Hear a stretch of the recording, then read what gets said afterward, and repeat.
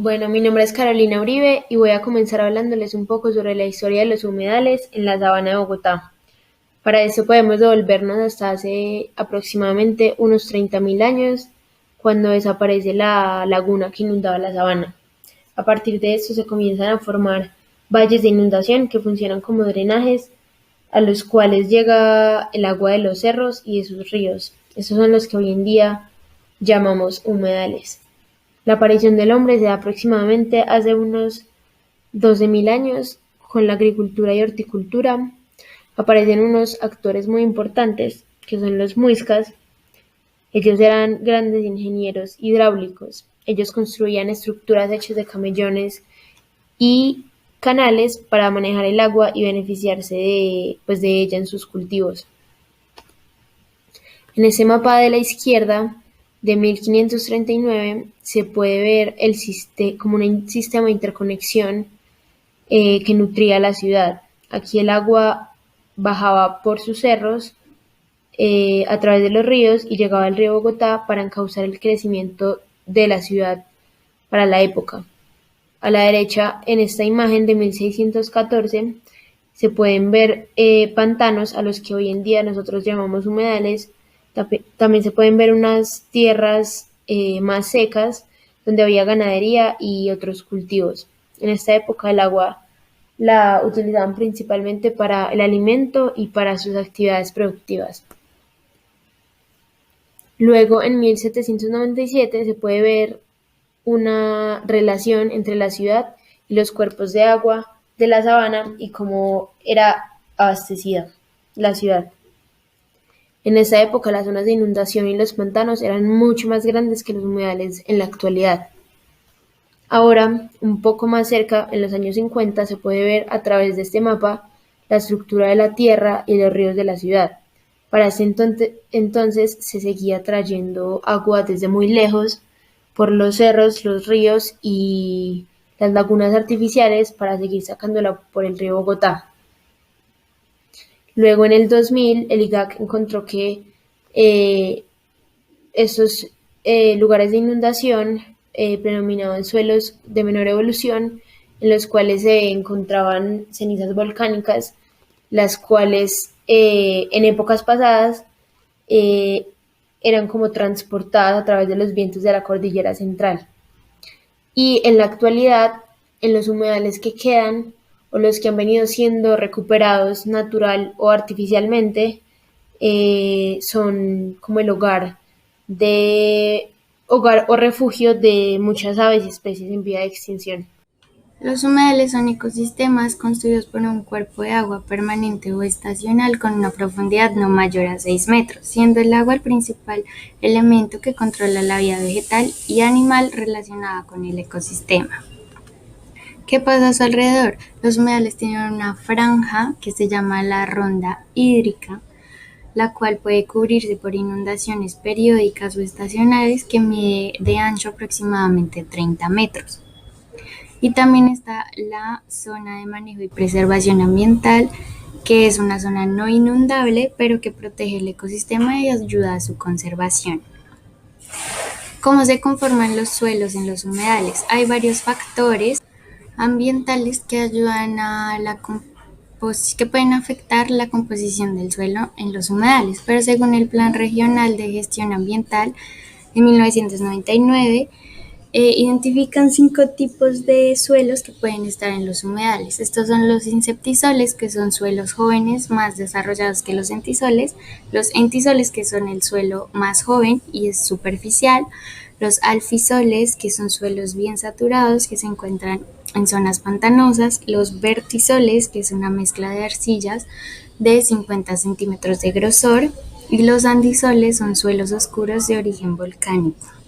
En la imagen podemos ver cómo son las diferentes capas en un suelo andisólico. Entonces, como les mencioné anteriormente, los factores que pueden alterar un poco la composición del suelo de los humedales son la material original, que son los aspectos químicos y físicos, el relieve, que tiene que ver con la elevación y la pendiente, el clima, que tiene que ver con la precipitación y la temperatura, los organismos, que son la fauna y la flora, y el tiempo. Entonces, como les mencioné anteriormente, el clima es uno de los factores. Entonces, en Bogotá, el sector norte de los humedales tiene la tendencia a ser un poco más húmedos y los humedales que están localizados en el sur o suroccidente tienden a tener un suelo más seco. Esto debido a la precipitación en cada área y con la estacionalidad en el año. Entonces las épocas lluviosas de abril a mayo y de octubre a noviembre y las secas de diciembre a marzo y julio a agosto son épocas que marcan y definen procesos en las características del suelo de los humedales. Entonces aquí podemos ver un perfil de un humedal con respecto a los tipos de suelo que son, pues, que se diferencian en las tres zonas. Entonces está la zona alta, que es donde la tierra es firme, están bien drenados los suelos, que son suelos de tipo alfisoles y andisoles. En la zona media, que son suelos un poco más jóvenes, que son los insectisoles o entisoles.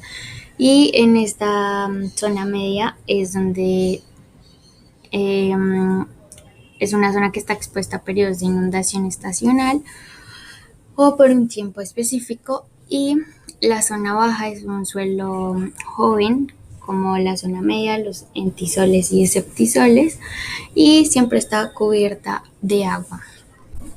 Y aquí podemos ver las diferentes características en vegetación según su zona. Entonces en la zona alta la vegetación puede ser vegetación de bosque o montaña, hay árboles pues altos, robustos. Y en cuanto a la zona media, también está lleno de vegetación de árboles o arbustos y hierbas. Y en cuanto a la zona baja, hay vegetación que está completamente sumergida dentro del agua y hay vegetación flotante, al igual que vegetación juncal. Ahí podemos ver algunas de las especies que pueden estar en un humedal. Y en cuanto a la diversidad de flora, en cuanto a especies, la zona alta puede tener nogal, alisos y robles, la zona media arrayanes, sangregados y sauces. También hay vegetación exótica como los barbascos y el eucalipto, y vegetación acuática como el botoncillo y el junco dotano. En cuanto a fauna, está el colibrí, hay varias especies de patos, de pájaros, hay variedad de anfibios, de reptiles, hay curis, comadrejas, insectos y libélulas y mariposas. El fragmento que escogimos de nuestra lectura, Protocolo de Recuperación y Rehabilitación Ecológica de Humedales en Centros Urbanos, escrito por Van der Hamen y otros, trata de aspectos conceptuales sobre la restauración ecológica. El capítulo 2 de este libro menciona diferentes autores que nos presentan factores y diferentes aspectos a tener en cuenta para la restauración de los humedales. Entre esos, este siguiente fragmento que dice que existen estudios que describen una aproximación general a la restauración de estos ecosistemas como Garbage, Marvel, Hammer, Maynard, y que dejan prever elementos comunes entre ellos: la selección del material vegetal, los análisis hidrológicos, la calidad del agua, el manejo a largo plazo, los aspectos a considerar para abordar un proyecto, ya sea este de restauración ecológica, rehabilitación o recuperación, depende de las metas, de sus alcances, recursos y el escenario social, económico y desarrollo local y distrital. Para esto, analizamos primero al autor Marvel, que escribió en 1992 este artículo, en el que plantea diferentes aspectos físicos y ecológicos para tener en cuenta al intervenir y diseñar un humedal en el caso de la restauración. Los puntos importantes que mencionamos en este momento son los dos tipos de humedales, humedales de marea y no de marea, en los que se ven sus diferentes niveles de agua en diferentes etapas. Eso nos da ayuda a entender que los diferentes niveles de agua pueden llegar a dar una diferente vegetación, que van ligados a la geomorfología de lo que es el humedal y también a diferentes épocas en las que se pueden dar diferentes dinámicas y diferentes especies o diferentes poblaciones que pueden habitar este lugar. Por otro lado, Maynard nos habla del diseño del hábitat y de la restauración del hábitat usando diferentes materiales en una isla en el norte de Estados Unidos, en la que genera un modelamiento numérico y matemático, pero también analiza de una manera bastante técnica diferentes factores como el viento, la marea, las olas, y también diferentes vegetación y diferentes niveles en los que debe ser intervenido para generar la regeneración de este hábitat para patos y también de evitar la deformación de una isla que se redujo sustancialmente. Para eso entendió los factores viento, marea y vegetación como factores importantes a tener en cuenta en estos cambios que suceden a lo largo del tiempo. El siguiente fragmento. Los aspectos a considerar para abordar un proyecto, ya sea de restauración ecológica, rehabilitación o recuperación, depende de las metas, de sus alcances, recursos y el escenario social, económico y de desarrollo local y distrital.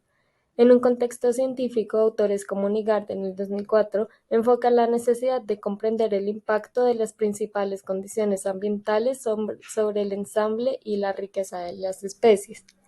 Para empezar hablando de lo que Nygard se refiere, podemos empezar definiendo los conceptos de restauración, rehabilitación o recuperación ecológica.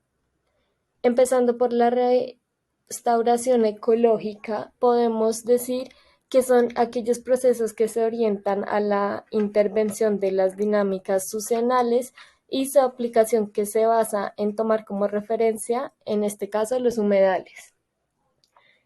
Pretende restablecer la estructura, el funcionamiento y la diversidad para que éste sea autosostenible y que regrese a sus condiciones originales. Ahora, como rehabilitación ecológica, son aquellos proyectos que aplican en que la meta de intervención busque recuperar elementos estructurales o funcionales del humedal sin que logre o intente completar esta restauración ecológica. La recuperación, por otro lado, aborda el desarrollo de los trabajos o los humedales que están bastante degradados y que la mayoría de veces implica que tiene que tener un cambio el uso que se le daba a ese humedal y que está siendo afectado.